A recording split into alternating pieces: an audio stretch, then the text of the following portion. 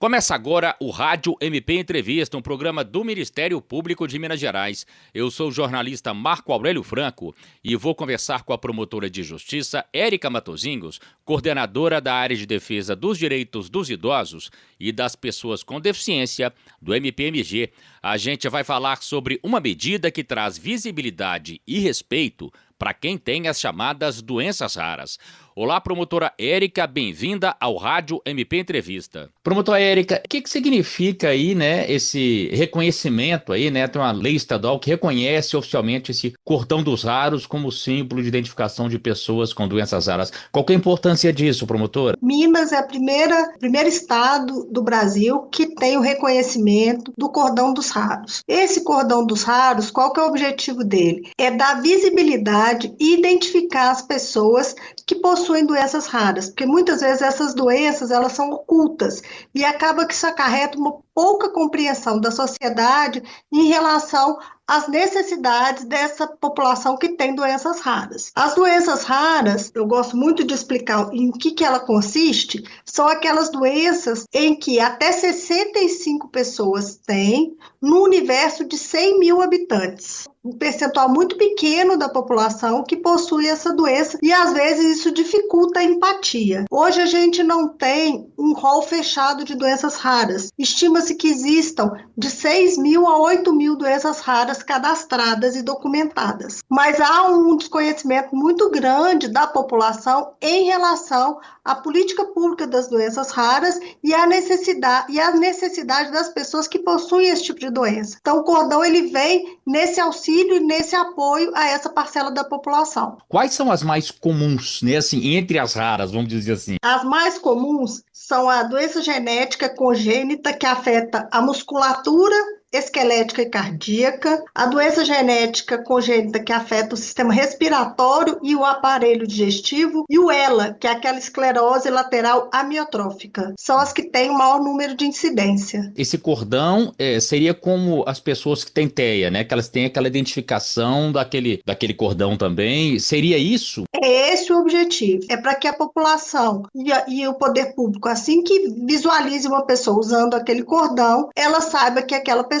ela possui uma doença rara. E isso evita muito constrangimento, sabe, Marco Aurélio? Uhum. Porque no dia do lançamento do cordão, eu estava presente, e aí uma mãe de uma pessoa adulta que possui doenças raras, possui uma doença rara, ela falando do constrangimento dela quando esse filho entrou em surto e acabou começando a agredi-la. E a população que estava em volta querendo bater no menino, porque o filho estava batendo na mãe, mas ele estava em surto. E aí a mãe não só teve que acudir o filho, mas também se preocupar em falar e esclarecer as pessoas que estavam em volta para que o filho não sofresse violência da população que estava ao redor e não estava entendendo a situação. Então, o objetivo é dar visibilidade mesmo e explicar, né? A partir do momento em que a pessoa visualize aquele cordão, ela saiba que aquela pessoa tem uma doença rara e tem algumas necessidades diferenciadas. Ou seja, as pessoas, além de terem a doença, os familiares, tanto os familiares como as pessoas, podem passar por muitas situações constrangedoras, né? Inclusive em filas de supermercado,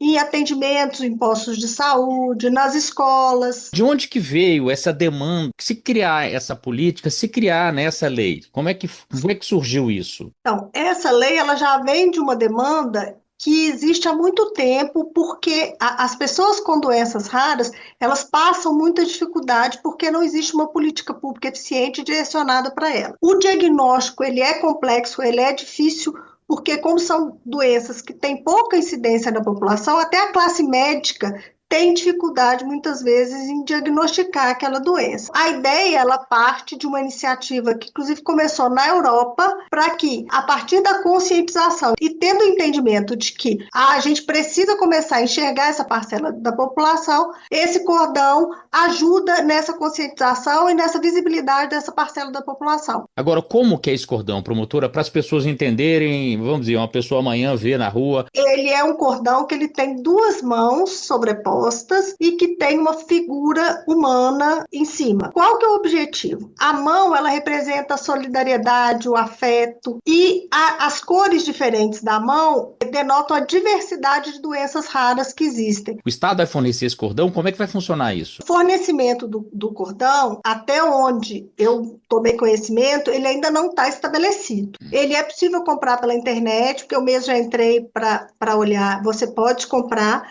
mas esse fornecimento pelo poder público, eu ainda não tomei conhecimento acerca da existência dele. O Ministério Público dando mais um passo aí para apoiar esse tipo de ação, para dar atenção para quem precisa, para as pessoas que têm doenças raras. O Ministério Público está atento a isso. São parcelas que durante muito tempo elas não foram reconhecidas e elas foram invisibilizadas. Em especial porque em vários casos esta dificuldade ela não é visível, ela não é aparente. Então o Ministério Público compreendeu e tem cada dia mais entendido a necessidade de ajudar nas adequadas políticas públicas dessa parcela da população. Então a gente vai estar sempre presente no sentido de focar para que essas pessoas possam ter mais dignidade, mais respeito, mais qualidade de vida.